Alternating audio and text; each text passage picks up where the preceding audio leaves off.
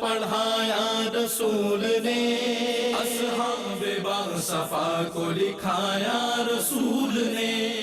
الحمدللہ الحمدللہ الذی ابدع الافلاک والارضین والصلاة والسلام علی من کان نبیا وآدم بین الماء والطین وعلی آلہ واصحابہ اجمعین، اما بعد فاعوذ باللہ من الشیطان الرجیم، بسم اللہ الرحمن الرحیم۔ ابتدا ہے احکم الحاکمین کے بارگاہ عزت مآب نامے والا اعتبار سے، اور اربہا درود و سلام کا نذرانہ عزتوں، رحمتوں، برکتوں اور رفعتوں سے معمور ذات سید الانبیاء پر۔ انتہائی ذی وقار سامعین، سامعات اور ناظرین، بڑے ادب سے، احترام سے اور اکرام سے السلام علیکم ورحمۃ اللہ وبرکاتہ۔ قرآن حکیم کے اہم ترین پارہ 23ویں پارہ کی تلاوت لے کے میں آپ کی خدمت میں حاضر ہوں، جس میں اللہ پاک نے سورہ یاسین، سورہ صافات اور سورہ صاد اور اس کے بعد سورہ زمر ہمیں اس طریقے سے عطا فرمائی کہ اگر ہم حقیقی ہدایت کشید کرنا چاہیں تو ہم کشید کر سکتے ہیں۔ آئیے میں آپ کے سامنے سورہ یاسین کے مضامین بیان کر رہا تھا کہ اللہ پاک نے بتایا کہ کیسے اقوام کی طرف انبیاء کریم علیہم السلام آتے رہے، ان کو دعوت دیتے رہے، لیکن انہوں نے توجہ اور رجوع نہیں کیا۔ پھر ان کے اوپر کس کس طریقے سے عذاب آتا رہا۔ کسی قوم کی طرف جو آج بھی انطاکیہ نام سے مشہور ایک جگہ ہے، اس قوم کی طرف اللہ نے اپنے نبی کو بھیجا، انہوں نے جھٹلانا شروع کر دیا۔ وہی جو ان کے حیل و حجت تھی، وہی جو لیت و لال سے کام لیتے تھے، انہوں نے وہ ساری بات اور سارا معاملہ شروع کر دیا۔ تو کہیں دور شہر سے ایک مقرب باللہ شخصیت جن کا نام حبیب نجار تھا وہاں پر آئے۔ انہوں نے آ کے دیکھا کہ یہ قوم ایک برگزیدہ بندے کو یوں جھٹلا رہی ہے جو صحیح بات کر رہا ہے، جو توحید کی بات کر رہا ہے، سجود کی بات کر رہا ہے، اللہ کی رحمتوں سے منور ہونے کی بات کر رہا ہے، لیکن ان کو سمجھ نہیں آتی۔ تو انہوں نے ان کو پیغام دیا، ان کو سمجھانا شروع کر دیا کہ آؤ کلمہ پڑھو، ہدایت پاؤ، رحمتوں میں آؤ، کیوں اپنے آپ کو رے گزار ذلت میں آلودہ کرنا چاہتے ہو؟ تو دو روایات آتی ہیں۔ ایک روایت میں یہ ہے کہ انہوں نے ان کو شہید کر دیا، قتل کر دیا اور ایک کنویں میں ڈال دیا۔ اللہ کریم کو جلال آ گیا، اور جلالت الہیہ جب اپنے معاملے پر آ جائے تو پھر اس وقت جبین مشیت مسرت سے نکل کے جلال میں آ جایا کرتی ہے۔ تو اسی کنویں کے اندر اس پوری قوم کو دھنس دیا گیا، پوری قوم کا نام و نشان مٹ گیا، حبیب نجار کا نام آج بھی زندہ ہے۔ اور دوسری روایت میں یہ ہے کہ حضرت سیدنا جبریل علیہ السلام جہاں پر وہ پوری قوم جس بستی میں رہتی تھی اس کے دروازے پر آئے، اور دروازے پر آ کے انہوں نے ایک کڑکدار چیخ سے اس طریقے کا عذاب ان پر جاری کیا کہ یہ سارے جل کے بھسم ہو گئے، کوئلہ بن گئے، اور ہمیں یہ دعوت دے گئے کہ ہمیں کسی بھی صورت اللہ کے کریم بندوں کی گستاخی میں خود کو آلودہ نہیں کرنا۔ پھر آگے قدرت کی نشانیاں اللہ پاک نے بیان فرمائیں، جن میں فرمایا مردہ زمین ہوتی ہے، بنجر زمین ہوتی ہے، وہ زمین کلر اور سیم زدہ ہوتی ہے، اس سے کسی چیز کے اگنے کی کوئی امید نہیں ہوتی۔ ہم آسمان سے بارش عطا فرماتے ہیں، وہ زندہ ہو جاتی ہے، اس کے اوپر لہلہاتے کھیت لوگوں کو نظر آتے ہیں، اور اس مردہ زمین کے اندر سے زندگی کی صورت میں ہم اناج اگاتے ہیں۔ یہ قدرت کی اعلیٰ نشانی ہے۔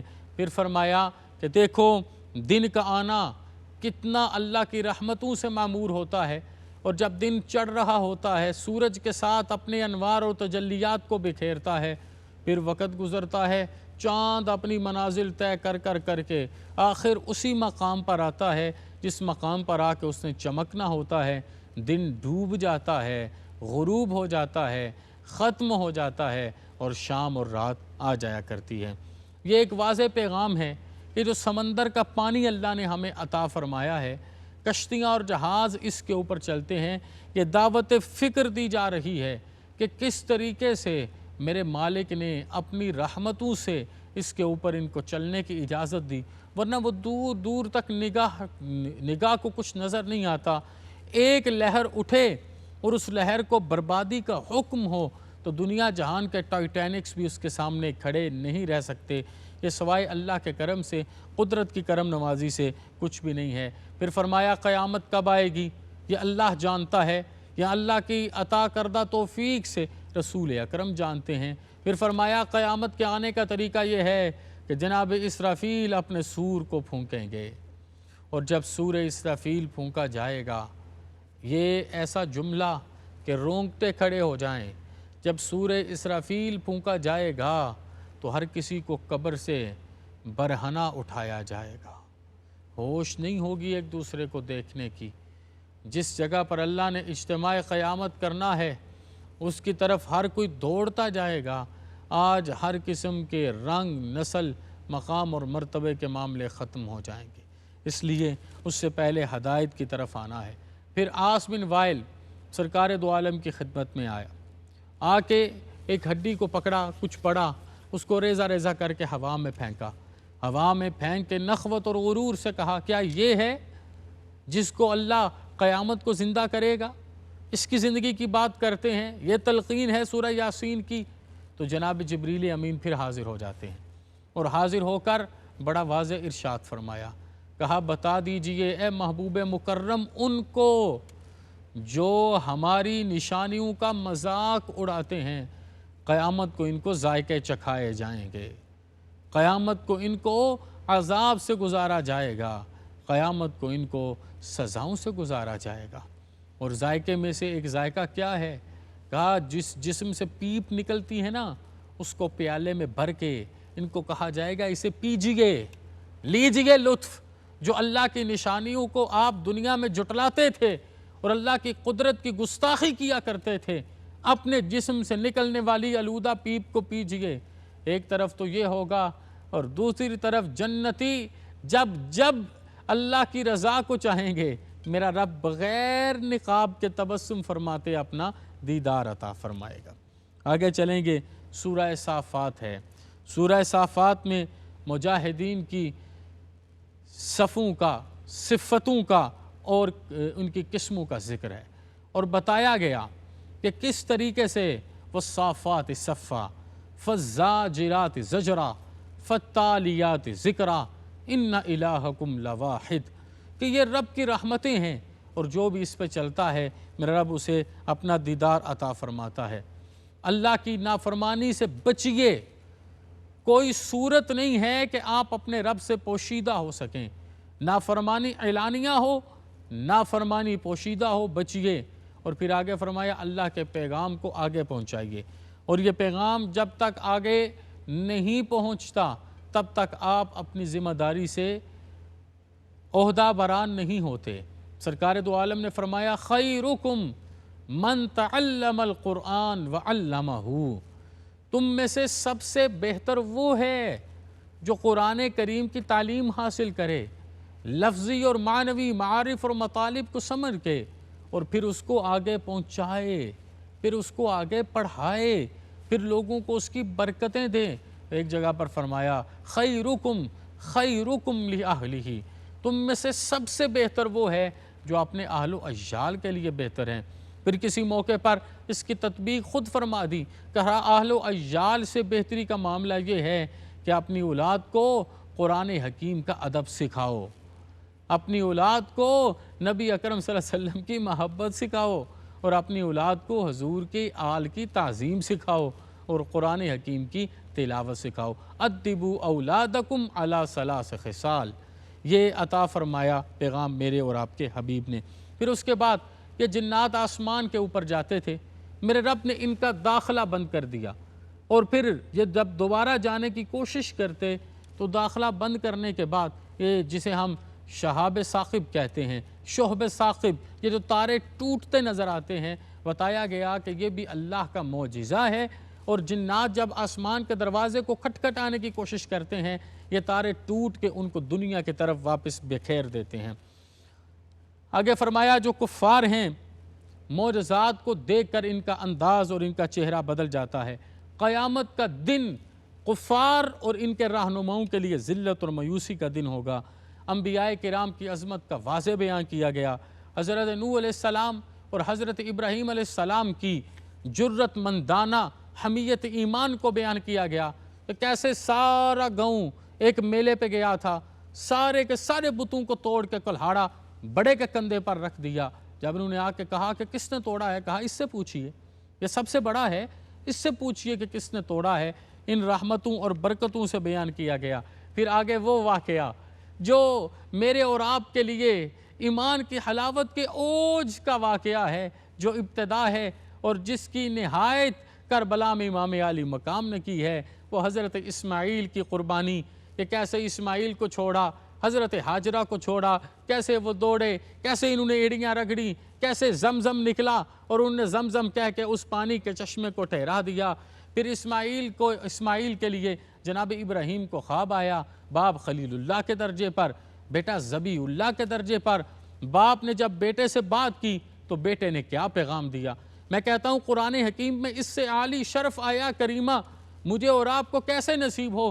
بیٹا کہتا ہے یا ابت افعل ما تؤمر ستجدنی انشاء اللہ من الصابرین۔ بابا جو حکم ہے میری گردن پہ چھری پھیرنی ہے، چھری پھیر دیجئے، انشاءاللہ آپ مجھے صبر واروں میں دیکھیں گے۔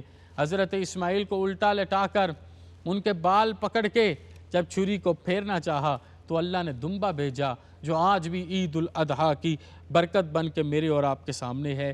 حضرت یونس علیہ السلام کا قصہ بھی موجود ہے، کیسے آپ نے بستی کو چھوڑا اور عذاب سے قبل چھوڑا۔ آگے چلیں تو سورت صاد ہے۔ سورت میں اللہ پاک نے یہ بتا دیا کہ تکبر ہدایت کے راستے کی سب سے بڑی رکاوٹ ہے۔ یہ جو آج ہم اکڑ اکڑ کے چلتے ہیں، یہ جو آج ہمارے اندر ایک تکبر کی کیفیات ہیں، جس کے اندر ذرہ برابر، رائی کے دانے کے برابر بھی کبر آ گیا، گویا اس نے اللہ کی چادر کو ہاتھ ڈال لیا، اور جس نے اللہ کی چادر کو ہاتھ ڈالا اس کو کبھی ہدایت نصیب نہیں ہو سکتی۔ پھر فرمایا دیکھو تم سے پہلے بھی بڑی متکبر اقوام گزری ہیں، قارون سے بڑا تکبر کرنے والا کون سا تھا؟ ان کے انجام دیکھ لو۔ اگر ویسا انجام چاہیے تو تکبر کرو، اور اگر ایسا انجام چاہیے کہ ہر کوئی تم پر رحمتوں کا نزول کرے تو زہرا کے بابا کی طرح عاجزی کرو۔ فرمایا نیک اور بد کبھی برابر نہیں ہیں۔ قرآن حقیقی برکت ہے، اور حضرت ایوب کا صبر بیان کیا گیا۔ کتنے باغات تھے جناب ایوب کے، یہ آج میرے اور آپ کے لیے ایک ایک کر کے سارے اجڑتے جا رہے تھے۔ جناب ایوب کو پیغام ملتا، وہ اللہ کا شکر ادا کرتے، وہ سجدہ ریزی کرتے۔ کیا ایک عجب اور الگ معاملہ تھا۔ ہر کوئی جناب ایوب کو بتاتا یہ بھی آ گیا، یہ بھی آ گیا، وہ شکر خداوند کا ادا کرتے۔ آگے چلیے، سورہ زمر شخصیت سازی اور بندگی کا حقیقی پیغام ہے۔ کیسے آپ نے اپنے آپ کو سینچنا ہے اور اللہ کا بندہ بننا ہے۔ مصیبت میں انسان کی کیفیت بیان کی گئی کہ بھاگ بھاگ کے اللہ کی طرف آتا ہے۔ پھر بتایا بھلائی کا اکاؤنٹ کھولو، بھلائی کا اکاؤنٹ کبھی بند نہیں ہوتا، نیکی کا اکاؤنٹ کبھی بند نہیں ہوتا۔ آج بھی مدینہ منورہ کے سینٹرل بینک کے اندر عثمان بن عفان کا بلدیہ میں جڑا اکاؤنٹ بتاتا ہے کہ بھلائی کا اکاؤنٹ کبھی بند نہیں ہوگا۔ پھر فرمایا جس کا دل اسلام سے منور ہو گیا اس کا دل کشادہ ہو گیا، اس میں وسعت آ گئی، اس میں اللہ آ گئے اور اللہ کے رسول آ گئے۔